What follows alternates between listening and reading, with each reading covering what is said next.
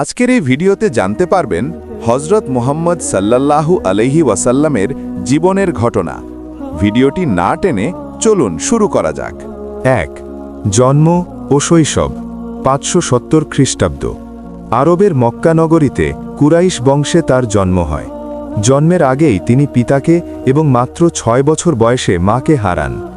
এরপর তার দাদা আব্দুল মুত্তালিব এবং পরে চাচা আবু তালিব তার লালন পালনের দায়িত্ব নেন। যৌবনেই তিনি তার সততা ও বিশ্বস্ততার জন্য মক্কাবাসীর কাছে আল আমিন বিশ্বস্ত উপাধি লাভ করেন। ২. নবুয়ত প্রাপ্তি বা ওহী লাভ ৬১০ খ্রিস্টাব্দ। ৪০ বছর বয়সে মক্কার অদূরে হীরা গুহায় ধ্যানমগ্ন থাকা অবস্থায় তার কাছে আল্লাহর ফেরেশতা জিব্রাইল আলাইহিসসালাম আসেন এবং পবিত্র কুরআনের প্রথম আয়াত অবতীর্ণ করেন।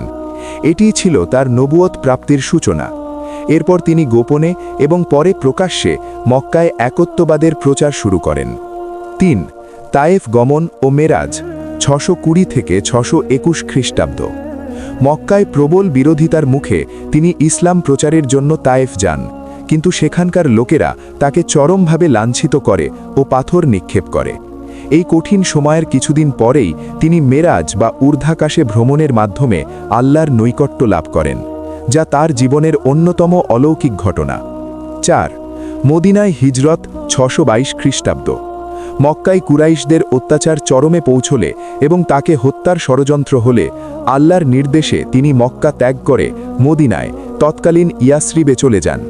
এই ঘটনাকে হিজরত বলা হয় এবং এই বছর থেকেই ইসলামী বর্ষপঞ্জি বা হিজরি সনের গণনা শুরু হয়। মদিনায় তিনি একটি ইসলামী রাষ্ট্র ও ভ্রাতৃত্বপূর্ণ সমাজ গঠন করেন। ৫.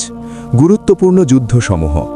মদিনায় শান্তিপূর্ণ সমাজ গঠনে মক্কার কুরাইশরা বাধা দিলে মুসলমানদের আত্মরক্ষার্থে কয়েকটি যুদ্ধে অবতীর্ণ হতে হয়। বদরের যুদ্ধ ৬২৪ খ্রিস্টাব্দ। এটি ছিল মুসলমানদের প্রথম বড় প্রতিরোধ যুদ্ধ। মাত্র ৩১৩ জন সাহাবী নিয়ে মুসলমানরা কুরাইশদের বিশাল বাহিনীকে পরাজিত করেন। উহুদের যুদ্ধ ৬২৫ খ্রিস্টাব্দ। এই যুদ্ধে মুসলমানদের আংশিক বিপর্যয় ঘটে এবং হজরত মুহাম্মদ সাল্লাল্লাহু আলাইহি ওয়াসাল্লাম নিজে আহত হন। খন্দকের যুদ্ধ ৬২৭ খ্রিস্টাব্দ।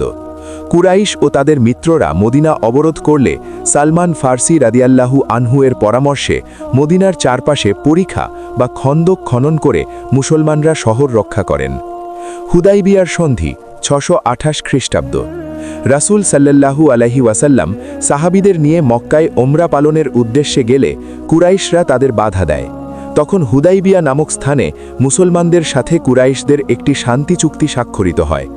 আপাতদৃষ্টিতে চুক্তির শর্তগুলো মুসলমানদের বিপক্ষে মনে হলেও এটি মুসলমানদের জন্য একটি বড় রাজনৈতিক বিজয় ও প্রসারের সুযোগ এনে দেয়।